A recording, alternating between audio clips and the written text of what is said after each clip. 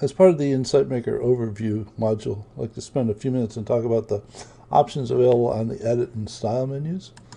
When you create an insight with the number of primitives and connections, the standard Windows commands are available in terms of undo and redo, cut, copy and paste, delete, find and replace. You can print your insight and it will ask you for the number of pages you want it distributed across. And there is a way to zoom in and zoom out depending on how intricate your model is. You may want to reduce it so that you can see more of it at one time and or fit to the window. The layout diagram options are options to have Insight Maker figure out how to change the layout for you. To date, I have not found them very useful, though I'm usually very pleased that the undo option actually works after I play with them. So you might try them, and in a pinch, maybe they work, maybe they do something for you.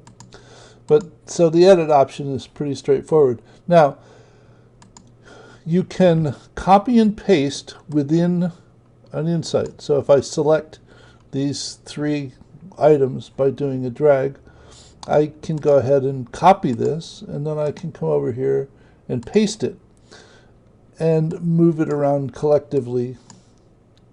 Though we can't copy from one insight to another, though when I talk about things in the share menu, I'll show you a way that's been developed to partially accommodate that. So you can copy and paste within an insight, just not from insight to insight. And once you do this, you can get rid of it by simply hitting the delete key. Now, in a style, different elements have, well, there are some style options that are appropriate for all things, so that you can decide upon the font size, the color of the font, the line style, which is the border, and the fill color, and you can change these at will for all of the different items, different primitives. And then once you do that, you also have some options to govern the text. You can align whether the text is centered, left or right, and whether it's actually inside of the primitive or outside, so that I could position this text at the bottom of the primitive if I wanted. In other words, if I replaced this particular primitive with a picture, I would want the label to be outside of the picture itself. Now, once I do this, once I create these alternatives, when I style them, I can go ahead and say that I want this to be the default style for a variable. So if I create a new variable, it looks just like that one. And if I tell this that this is the default style for a stock, notice that it changed this stock. And if not only did it change the color, it changed the positioning. So if I create another stock, it looks like the rest of them. And there's an option so that you can actually download the style sheet and save it. So if you've developed a style that you like and you're going to create a number of insights using the same style, you can save the style sheet and you can reload it before you start creating your next insight. The other alternative is to take an existing insight and clone it and use it as a basis for creating the next insight, so that all of the primitives that you're going to use already have the style set for you. And then you can reset the style sheet, and it says that it's reset it, though notice this one and this one have not been changed back to the default, and I'm not sure whether that's a bug or not, because these were the ones that were set to these two as the default, but these weren't. I don't know. It's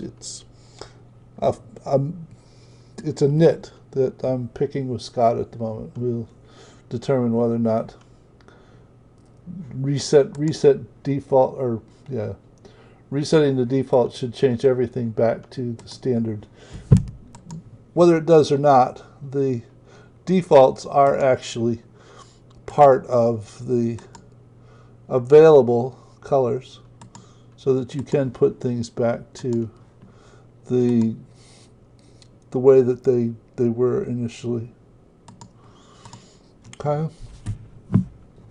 So the edit menu and the style menu are for cosmetics, to go ahead and alter the appearance of components of the Insight to make it more attractive. Now, they're here, edit and style. They're also mostly available on a right-click drop-down on the individual items. And it also adds the ghost and the create folder option so that it makes it real easy to select these two and then go ahead and say create folder so that I now have them in a folder. You can take items out of a folder. You know it's out of a folder because when I close it, it's still there. You can put items back into a folder. Notice that the folder changed. You can take all of the items out of a folder. You know you've gotten all of the items out of a folder when there's no longer an option here to be able to close this folder. It now has nothing in it. So, and now when it has nothing in it, it's not really a folder. It's sort of a leftover. And the best thing to do is to get rid of it and create a new folder if you really want one. And that way you can move things around, close it, open it back up. So, multiple approaches to doing cosmetic changes to your model to make it easier to understand, convey your message to others. I'll see you in another video soon. Oh, this is, as I said, this is part of the Insight Maker overview, and there's a link to this module in the notes portion of the video.